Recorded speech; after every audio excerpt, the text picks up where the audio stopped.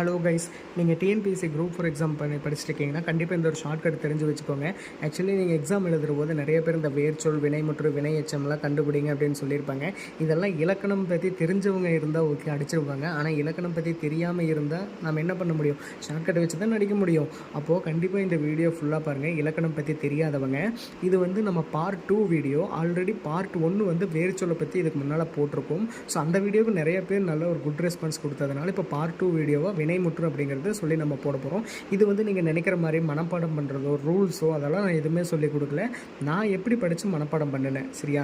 Actually எனக்கு தெரியல இது வந்து எனக்கு தான் ஷார்ட்கட்டாக இல்லை உங்களுக்குமே இது ஷார்ட்கட்டாக அப்படிங்கிறது எனக்கு தெரியாது. நீங்களும் புதுசாக பார்க்குறீங்களான்ட்டு என்ன மாதிரி ஸ்ட்ரகிளில் நீங்கள் இருக்கீங்கன்னா கண்டிப்பாக நீங்கள் கமெண்ட்டில் ஒரு ஹார்ட்டை தட்டிட்டு போயிடுங்க, நானும் ப்ரோ அப்படின்ட்டு. ஸோ இப்போ நம்ம வளவளன்னு பேசாமல் டைரெக்டாக வீடியோக்குள்ளே போயிடலாம், சரியா? இப்போ வினைமுற்றுனா என்ன அப்படிங்கிறது பார்த்துடலாம். ஒரு அறிமுகம் மாதிரி நான் உங்களுக்கு சொல்லிடுறேன், சரிங்களா? வினைமுற்று அப்படிங்கிறது ஒரு செயல் முழுமையாக முடிந்ததை காட்டும். அதாவது ஒரு வேர்டை கொடுத்து அந்த வேர்டு வந்து, அதாவது வினைங்கிறது என்ன, ஒரு செயல், சரியா? அந்த செயலை கொடுத்து அது வந்து கம்ப்ளீட்டாக முடிஞ்சிச்சு அப்படின்னா அது வந்து வினைமுற்று அப்படிம்பாங்க, சரியா?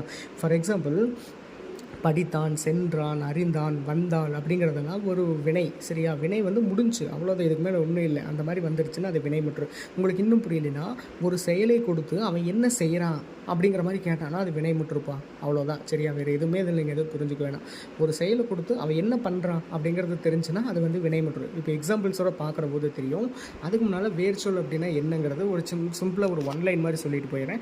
வேர்ச்சொல் அப்படிங்கிறது ஒரு சொல்லோட தோற்றச்சொல், சரிங்களா? ஃபார் எக்ஸாம்பிள் இங்கே பாருங்களேன், சென்றான் அப்படிங்கிற வேர்டோட தோற்றம் எது? தோற்றச்சொல் வந்து சென்று. படித்தான் அப்படிங்கிற ஒரு வேர்டோட தோற்றச்சொல் எது? படி.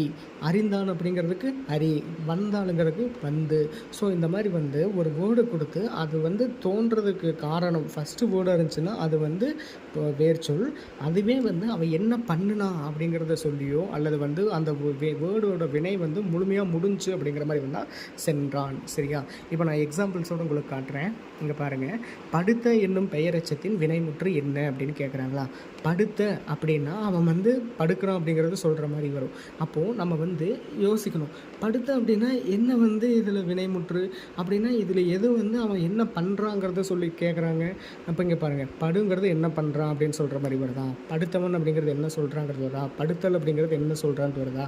படுத்தார், இதுதான் வந்து கரெக்ட். ஆக்சுவலாக அவன் என்ன பண்ணுறான்? படுக்கிறான், படுத்தார் அப்படிங்கிற மாதிரி வரும். நீங்கள் கேட்கக்கூடாது ப்ரோ அப்போ படுத்தவன் படுத்தல் வராது அப்படின்னா, படுத்தல்ங்கிறது ஒரு தொழில் பெயரை குறிக்குது. அவன் வந்து படுக்கிறது ஒரு தொழில் அப்படிங்கிற மாதிரி. படுத்தவன்னா ஒரு பர்சனை குறிக்கிற மாதிரி வருது. அப்போ இது வராது. ஒரு பர்சனை குறிக்கிற மாதிரி வந்தாலோ அல்லது வந்து படுத்தல ஒரு தொழிலை குறிக்கிற மாதிரி வந்தாலோ அது வந்து வினைமுற்றுக்கு வராது. அவன் என்ன பண்ணுனா அப்படிங்கிறத சொல்லி வந்தால் மட்டும்தான் அது வினைமுற்றாக இருக்கும். அப்போ படுத்தார் அப்படிங்கிறது ஆன்சர். ரெண்டாவது, அகல் என்னும் வேர்ச்சொல்லின் வினைமுற்றை காண்க, சரிங்களா? இப்போ அகல் அப்படிங்கிறது வந்து பார்த்திங்கன்னா இதில் எது வந்து அவன் என்ன பண்ணுனாங்கிறது சொல்கிற மாதிரி வருது? அகழ்ந்து வருமா, அகழ்ந்த வருமா, அகழ்ந்தவர் வருமா, அகழ்ந்தார் வருமா? ஆப்வியஸாக அகழ்ந்தார் தான் வரும். ஆக்சுவலி அகழ்ந்தவருங்கிறது ஒரு பர்சனை குறிக்கிற மாதிரி வந்துடுது, சரியா? அகழ்ந்தங்கிறது ஒரு எச்சத்தை குறிக்கிற மாதிரி வரும், சரிங்களா? ஸோ அப்போ கணக்குப்படி பார்க்குற போது அகழ்ந்தார், அவன் என்ன பண்ணுனா அகழ்ந்தார். அப்போ இதுதான் ஆன்சர். பெரு என்ற சொல்லின் வினைமுற்று காண்க, சரியா? பெரு அப்படின்னா அதோட வினைமுற்று என்ன அப்படின்னா அவன் என்ன பண்ணுறாங்க? பெருன்னா பெற்றான், இதுதான் ஆன்சர். பெருக வருமா? பெற்றவன்னா ஒரு பர்சன், பெற்றன்னா ஒரு எச்சம், பெருகன்னா ஒரு வினை அப்படிங்கிற மாதிரி சொல்கிற மாதிரி வரும். ஸோ இது வராது. பெரு அப்படின்னா பெற்றான், அவன் என்ன பண்ணுறான்? வாங்குறான். அப்போ இதுதான் ஆன்சர், சரியா? அடுத்து, செல்க என்று வினைமுற்றை காண்க, சரியா? செல்கனா இதில் எது வந்து அவன் என்ன பண்ணுறான் அப்படிங்கிறத சொல்கிற மாதிரி வரும்? சென்றார். நீங்கள் சொல்லக்கூடாது ப்ரோ சென்றவர் செல்லுதல் வரும் ப்ரோ அப்படின்னு சொல்லக்கூடாது. செல்லுதல் அப்படிங்கிறது ஒரு தொழிலை உங்களுக்கு குறிக்கிற மாதிரி வந்துடும், சரியா? செல்லுதல் வராது. சென்றவர் அப்படின்னா ஒரு பர்சனை குறிக்கிற மாதிரி வந்துடும். அப்போ இதுவும் வராது. அப்போ செல்க அப்படின்னா சென்றார் அப்படிங்கிறது தான் ஆன்சர், சரியா?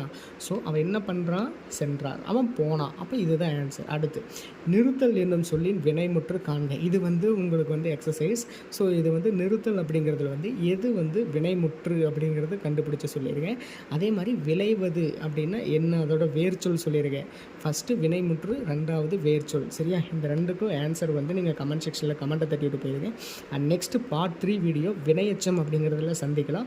இந்த வீடியோ பற்றின டவுட் ஏதாச்சும் இருந்துச்சு அப்படின்னா எனக்கு வந்து டேரெக்டாக நீங்கள் கேளுங்க, அல்லது கமெண்ட்டில் கேளுங்க, நானே உங்களுக்கு கிளியர் பண்ணி கொடுக்குறேன். வீடியோ புரியல அப்படின்னாலுமே நான் மீண்டும் ஒரு புது வீடியோ போடுறேன். அண்ட் அதே மாதிரி உங்களுக்கு தேவையான 6 முதல் 12ஆம் வகுப்பு வரையிலான பள்ளி புத்தகம், new edition, out source, notes எல்லாம் வேணும்னு நினச்சிங்கன்னா என்னோட இன்ஸ்டாகிராம் பேஜில் இருக்கிற பயோ பேஜை கிளிக் பண்ணி நீங்கள் வந்து டவுன்லோட் பண்ணிக்கலாம். எல்லாமே கம்ப்ளீட்டாக ஃப்ரீ. அண்ட் நம்மளோட யூடியூப் சேனலில் இது வரைக்கும் சப்ஸ்கிரைப் பண்ணாதவங்களும் சப்ஸ்கிரைப் பண்ணிக்கோங்க. இன்ஸ்டாகிராமில் ஃபாலோ பண்ணாதவங்க ஒரு சின்ன ஒரு ஃபாலோ மட்டும் பண்ணிக்கோங்க. ஏன்னா அப்போ தான் எனக்கு அடுத்தடுத்து வீடியோ போடுறதுக்கு ஒரு மோட்டிவேஷனாக இருக்கும்.